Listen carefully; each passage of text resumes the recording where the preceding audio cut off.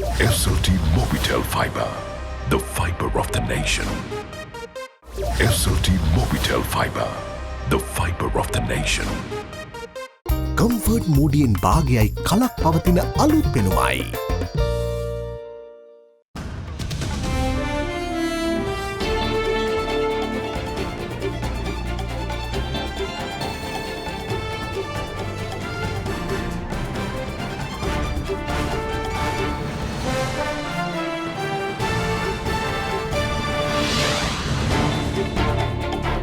Tonight, across the divide, the opposition and government trade barbs on Easter attack probes, and the questioning of Catholic clergymen by the CID. We can do it. The finance minister expresses confidence in providing solutions to burning issues, while the health minister promises a vibrant investment climate. Sri Lanka would give the best possible background to investment. Cause and effect. Health experts express disappointment over public gatherings in contravention of health guidelines and warn of consequences.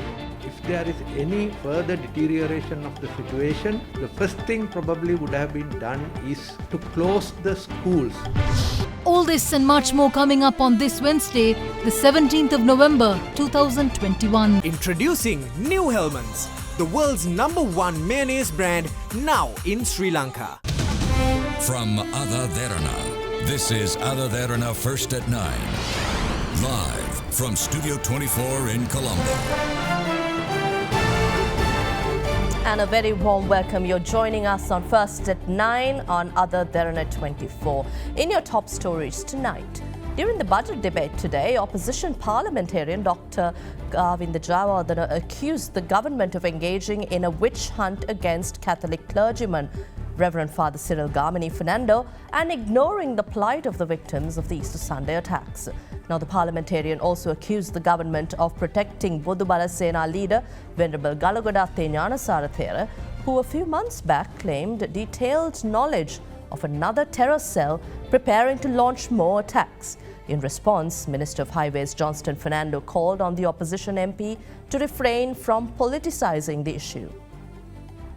අපි පැහැදිලිව කියනවා මේ අය ආවේ සාධාරණත්වයක් ඉෂ්ට කරනවා කියලා පාස්කු ඉරිදා එල්ල කරපු මරාගෙන මැරෙන ප්‍රහාරේ මොනවද කරේ සිරිල් ගාමිණී පියතුමාව දවස් දෙකක් පැය 8 ගානේ පොලිසියේ තියාගෙන CID එකේ ප්‍රශ්න කරා 22 වෙනිදා නැවත වතාවක් එන්න කියලා තියෙනවා සිරිල් ගාමිණී පියතුමාද බෝම්බේ අරගෙන පල්ලි වලට බැන්නේ එතකොට ඥානසාර ස්වාමින් වහන්සේ කියනකොට බෝම්බ තියෙන තැන දන්නවා බෝම්බ ගහන දවස දන්නවා බෝම්බ තියාගෙන ඉන්න අය දන්නවා කියලා ඒගොල්ලෝගෙන් ප්‍රශ්න කරන්න කොන්දන් නැති ආණ්ඩුව සිරිල් ගාමිණී පියතුමාගෙන් ප්‍රශ්න කරනවා මම ඔබතුමාට කියන්න කැමතියි මමත් කතෝලිකයෙක්. ඉතින් සිරිල් ගාමිණී පියතුමා එතුමා මොන හරි දන්නවා නම් එතුමාගේ අහන එක වැරදිද? අහන්න ඕන. ඔබතුමාත් මොන හරි දන්නවා නම් මමත් දන්නවා නම් CI එක තියෙන හොයන්න. ඒක බය වෙන්න හොඳ නැහැ. ඥානසාරමුදුනේ මම කියන්නේ කවුරු හරි හරින් ප්‍රනාන්දු මහත්තයා වෙන්න පුළුවන් මම වෙන්න පුළුවන් කවුරු හරි මේ ගැන මොන හරි දන්නේ දෙයක් තියෙනවා නම් හොයන එක හරි.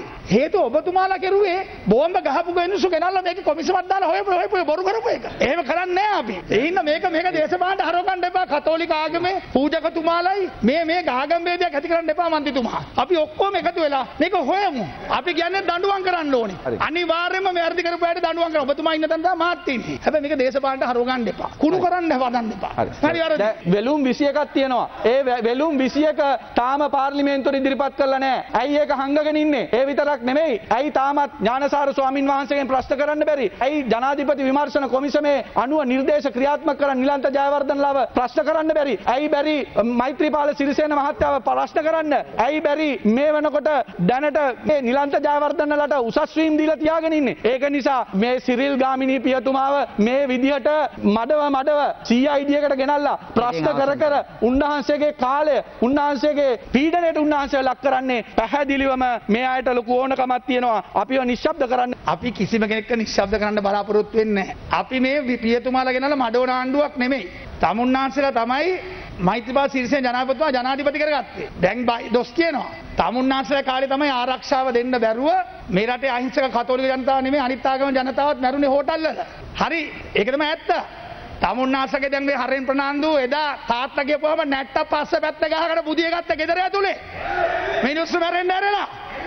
අද බොරුවට කියන ඇවිල්ලා මේ අපි ඡන්ද දිනුවේ පාස්කු ප්‍රහාරයට ඉස්සෙල්ලා තමුන්නාන්සලා පෙරද්දුවේ අපි. ඒ නිසා කරුණාකරන මේක දේශපාලනට හරවගන්න එපා. මේක එකතු වෙලා හොයමු. අවසන් කරන්න ගරමු. ඔයි කවුරු හරි දන්නවනම් සිරිල් පියතුමා දන්නවනම් දන්න දේවල් කියන්න ඕනේ. අවසන් කරන්න එතුමා ගරමු. පියතුමෙක් වෙන්න පුළුවන් වෙන කවුරු හරි එන්න බෑ. ඒක කරුණාකරලා මේ පියතුමාව විකුණන්න එපා. කාඩිනල් හිමිපාන්ට මඩ ගහපු අයනේ තමුන්නාන්සලා. මතකද? කාඩිනල් හිමිපාණන් වෙනුවෙන් පෙනී හිටියා අපි. හැබැයි මේ හරෙන් ප්‍රනාන්දුලා නින්දා පහස කරුවා. ප්‍රේමදාස මහත්තයා එක්කන් ගිහලා සමාගත්තේ. ඒ හින්දා නිකන් බොරුවට මඩ ගහන්න දාන්න එපා ආණ්ඩුවට. අපි කියන්නේ වැඩිකාරවන්න දඬුවම් කරන්න ඕනේ. නීති අනුකූලව ඒ විය යුතුයි. ඇමතුමා අපේ පියතුමා යුක්තිය ඉල්ලුවේ. උන්වහන්සේ චෝදනාවක් කරේ නෑ. උන්වහන්සේ යුක්තිය ඉල්ලුවේ. ඒතකොට යුක්තිය ඉල්ලපු කෙනාව මේ විදියට ගෙනල්ලා අපහසුතාවයට ලක් කරන එකට විරුද්ධව තමයි අපි කතා කරන්නේ. පියතුමා යුක්තිය ඉල්ලලා විතරක් නෙමෙයි උන්වහන්සේ පැහැදිලිව කියලා තියෙනවා. ඉන්න SIS එකේ නායකයාට විරුද්ධව චෝදනා කරනවා. ඉතින් ඒවා සාක්ෂි දිනවනේ සාක්ෂි ගෙවන්න ඕනේ. ඒක උන්වහන්සේගේ යුතුයකමක්. පියතුමාගේ යුතුයකමක්. එහෙම නැත්නම් ඒක කරන්න ලොකු අගෞරවයක්. ඒකයි අපි කියන්නේ. Big 3. Now, Minister of Finance Basil Rajapaksa is confident that the government will be able to provide solutions to some of the main issues prevailing in the country with the introduction of new investments. He made these comments while addressing the opening ceremony of the country's first facility to produce medical devices. Also speaking at the event, Minister of Health Keheliya Ramukwella invited investors around the world to invest in Sri Lanka's medical sector, while giving assurances that Sri Lanka can provide the best environment for investment. Sri Lanka's first ever medical device manufacturing plant was unveiled in Bandaragama today under the patronage of Minister of Finance Basil Rajapaksa. The investment for the facility amounting to $15 million was made by Flexicare Medical Limited, a UK company that is a leading manufacturer and supplier of medical devices to the global market. ලංකාවේ ප්‍රථම වෛද්‍ය උපකරණ නිෂ්පාදනය කරන කර්මාන්ත ශාලාව ආරම්භ කිරීමට හැකියවීම අපේ රට මේ වෙලාවේ මුහුණ පාලා තියෙන ප්‍රශ්න රාශියක මූලික ප්‍රශ්න කීපයක් විසඳීමට උදව් වෙනවා. විශේෂයෙන්ම අපිට මේ අවස්ථාවේදී ගැටලුවක් වී තියෙන විදේශ විනිමය උපයීමේ ප්‍රධාන ආයතනයක් බවට මෙය පත් වෙනවා. මොකද මේ වෛද්‍ය උපකරණ බොහෝමයක් 90ක් පමණ අපනයනය සඳහා නිෂ්පාදනය කරන ඒවා විශාල විදේශ විනිමයක් අපිට උපයා දෙනවා. ඒ වගේම තරුණයන්ගේ රැකියා ප්‍රශ්නයටත් යම් ආකාරයකට උදව් වෙනවා. පුහුණු ශාස්ත්‍රයේ ඒ විදාල පිරිසක් මේ රැකියා වල නිරත වෙන බව සඳහන් කරන්න ඕන. ඒ වගේම අපි මේ මාසයේ 25 වෙනිදා තොරතුරු තාක්ෂණය පිළිබඳ ලෝකයේ තියෙන ප්‍රධානතම ආයතනයක් මේ රටේ ආරම්භ කරනවා විවෘත කරනවා. උන්ගේ ක්‍රියාවලිය තුලින් ශ්‍රී ලාංකික තරුණයින් 2000කට ශනිකව රැකියා සැපීමට හැකි වෙනවා. ඒ අනුව අපි බලාපොරොත්තු වෙනවා අපිට මේ අවස්ථාවේදී අපි මුහුණ පාලා තියෙන ප්‍රධාන ප්‍රශ්න කීපයකට ඉදිරි කාලයේදී අපිට හැකියාවක් ලැබෙයි කියලා ඉතාම සාධාරණීය විසඳුමක් දෙන්න. In the meantime, Minister of Health Keheliya Ramukwella announced more plans for producing medical supplies in Sri Lanka. This is one of the areas where vistas of prosperity very clearly indicated. And in the manifesto, we say that we are looking at manufacturing all medical supplies as far as possible. Our targets are very ambitious. In fact, we are looking about 80% of medical supplies to be produced in Sri Lanka within the next 5 years. I take this opportunity to invite many more investments to Sri Lanka, and we will have the fullest support.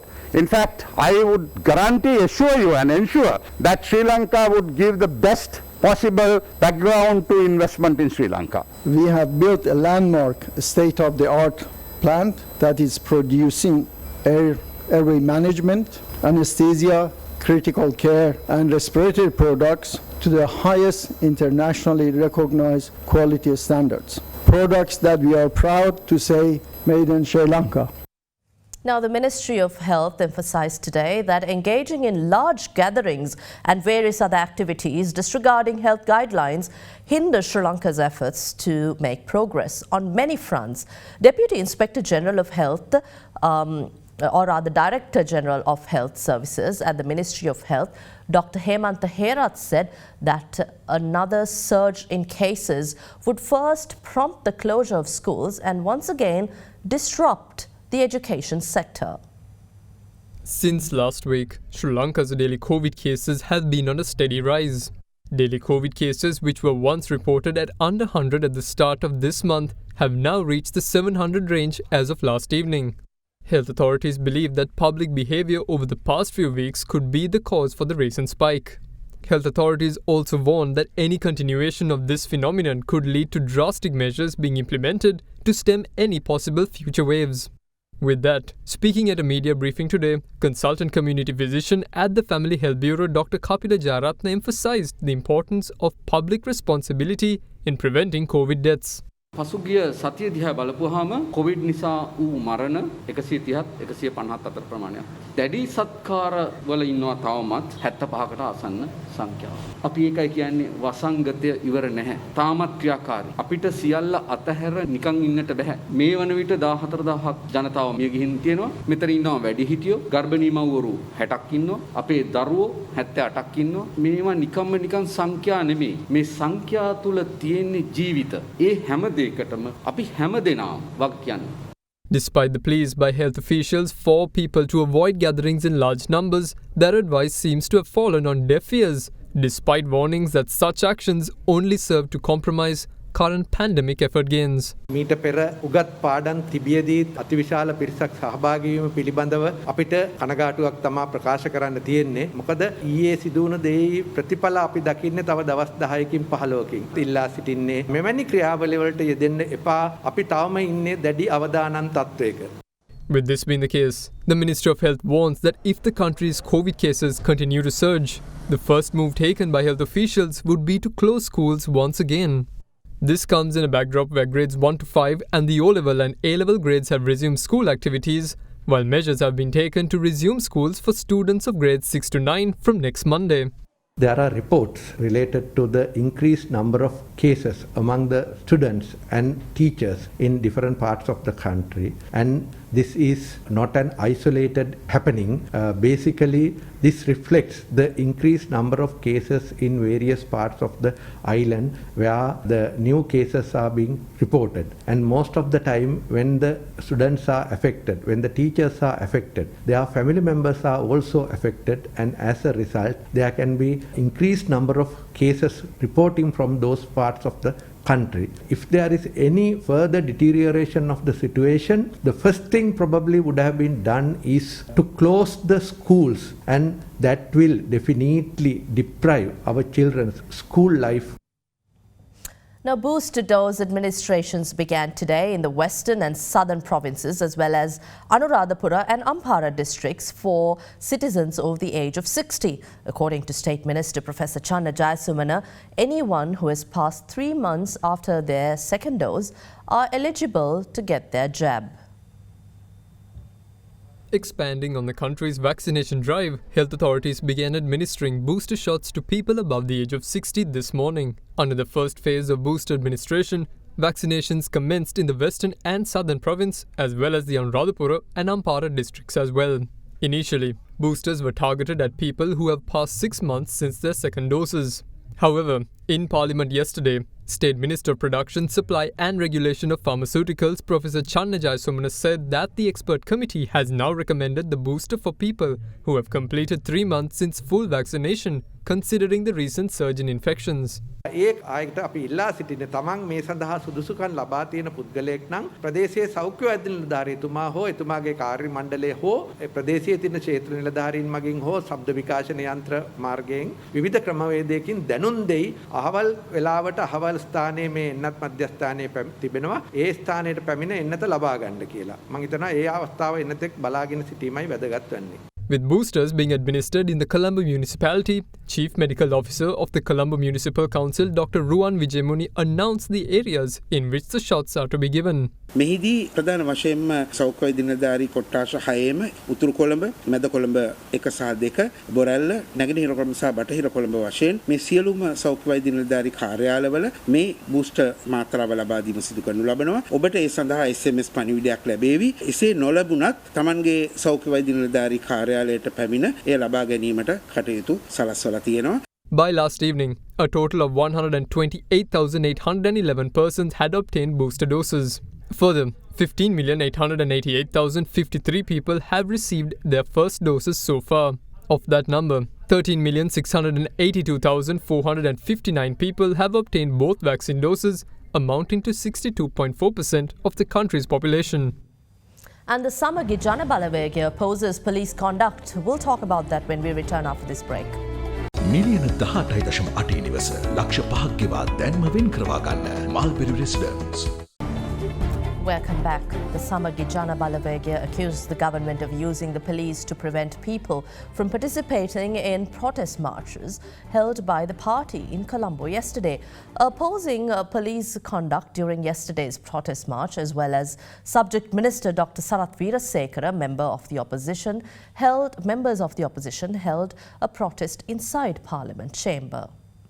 The main opposition of the government, the Samagi Jana Balawegya, held a series of protest rallies across the island yesterday against the present administration. In attempts to prevent protesters from crossing provincial borders, police had roadblocks set up in several areas. There were instances where buses transporting protesters were stopped and turned back by the police. Those buses were also taken into police custody. Members of the opposition criticised the move and drew the speaker's attention on the matter. ඊයේ දිනේ වෙච්ච සිද්ධි තුල විශාල හිරිහැරයක් ජනතාවට සිද්ධ වුණා. මේ මොන නීතියක්ද පොලිස්පති මේ චක්‍රයක නිකුත් කළ මේවා ක්‍රියාත්මක කරේ. ඉතින් මේ රටේ ජනතාවට මානව හිමිකම් උල්ලංඝනය කරන පොලිසිය. ඊයේ සමගි ජන බලවේග විරෝධතා ව්‍යාපාරයක් සංවිධානය කරලා උසාවිවලින් ඒක තහනම් කෙරුවා. එකක් දෙකක් පමණ හමුන් නැතේ අඩු 9ක්ම විරෝධතා ව්‍යාපාරය තහනම් කෙරුවේ නැහැ. එහෙම තියෙද්දි මේ පොලිස්පතිවරයා බලය අතට අරගෙන හැමතැනම ගිහිල්ලා මහනුවර මගේ ආසනෙත් ගිහිල්ලා මේක උසාවියෙන් තහනම් කරලා තියෙනවා කියලා මිනිස්සු බය කළා. ඇත්ත වශයෙන්ම අවුල් ජාලාවක් කෙරුවා. අපි තමයි මේක සංවිධානය කෙරුවේ. අපේ වරප්‍රසාද කඩවීමක් මේක ගැන ඔබතුමාගේ අවධානය යොමු කරමු. Meanwhile, opposition parliamentarians staged a protest inside the chamber today and displayed placards against Subject Minister Rear Admiral Sarath Weerasekara.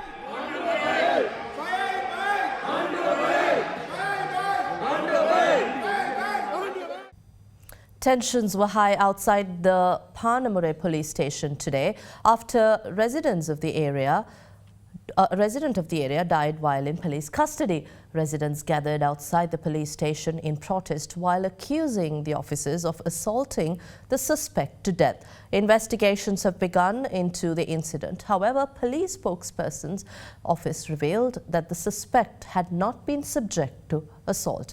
Meanwhile, 2 police officers who were on duty at the time have been interdicted.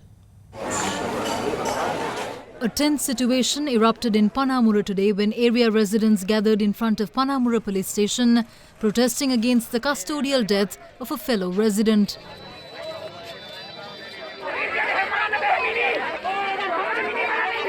Arrested over a complaint lodged by a family member, the suspect had allegedly hanged himself inside the prison cell. While rushing him to hospital, police said that the suspect was pronounced dead at the time of his admission. The deceased has been identified as 38-year-old Indika Jairatna, a father of 3. After the news broke, outraged residents of the area assembled in front of the police station and alleged that the suspect was subjected to assault while in custody.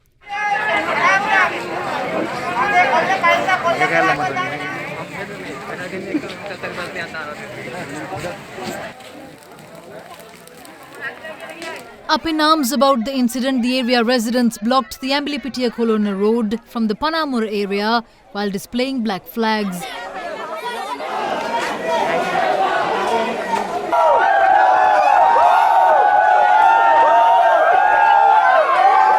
Meanwhile, the additional magistrate of Ambilipitia inspected the prison cell where the suspect was said to have hanged himself. Issuing a statement on the matter, the police headquarters said that the suspect was arrested last night following a complaint lodged against him last Friday for assaulting his 14-year-old daughter while under the influence of alcohol. Since the complaint, police had been looking for the suspect who had been evading police. However, following a tip-off last night, the officers managed to arrest the suspect at his home. In the meantime, the office of the police media spokesman moved to respond to the assault allegations, stating that investigations have not revealed any manner of assault by the police. They added that an investigation has been launched to determine whether the officers who were on duty had neglected their duties while the suspect was being held in custody. Proceeding with the investigations, 2 police officers who were on duty at the time of the incident have been interdicted. The matter was also taken up in Parliament today. විරුද්ධ පක්ෂයේ විසින් ඉතාම බරපතල චෝදනාවක් කළා.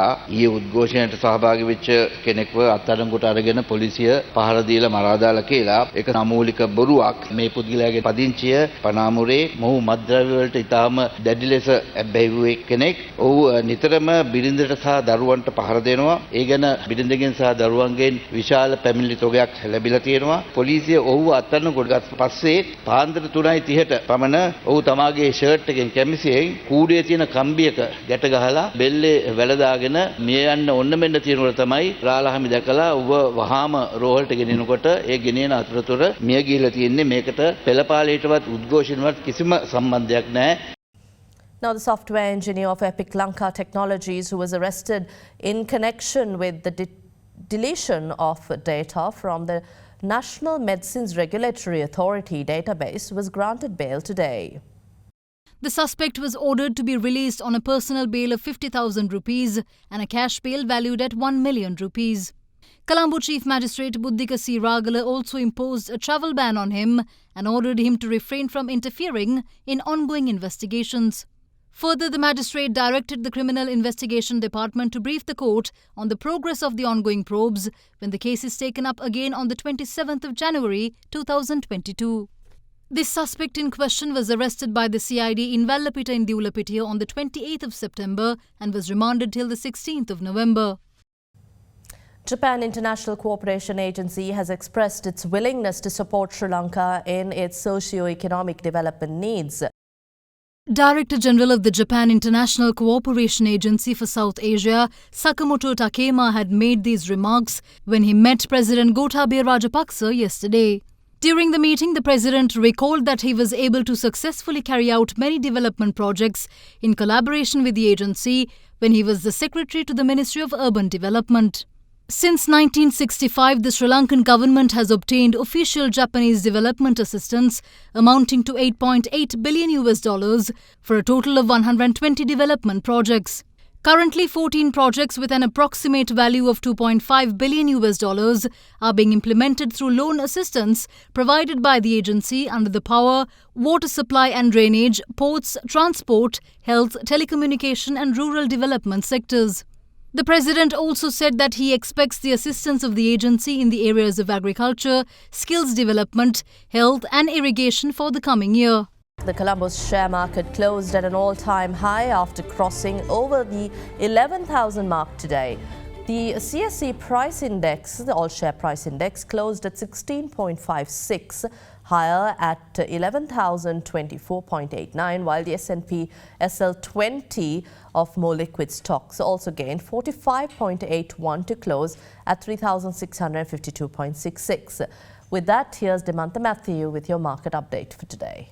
Today we saw a huge amount of volatility in the index because what we saw was at the start of the session there was a significant decline in the market. So the decline lasted during the first 30 minutes of play and then we saw a bit of a recovery in the market. However, afterwards there was a second decline in the market similar to the first one, with the index coming to around 10,600 to 10,700 levels. So with that, what we've experienced is that after that second decline, the market came back to a recovery path and then the recovery was more sustainable and the market erased all its losses and moved into the green territory. So with that, today we saw the market up by around 17 points as the index continued to move above the 11,000 mark, closing in at 11,024 points.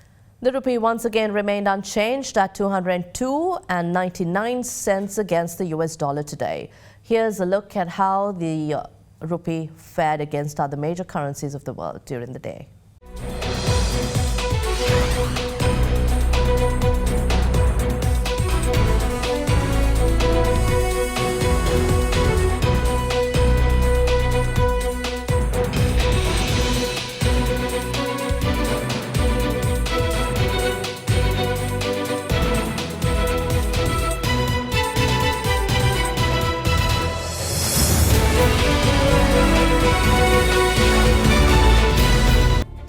And that wraps up tonight's edition of AdaDerana English, your primetime English broadcast on AdaDerana 24. Have a pleasant evening. Good night.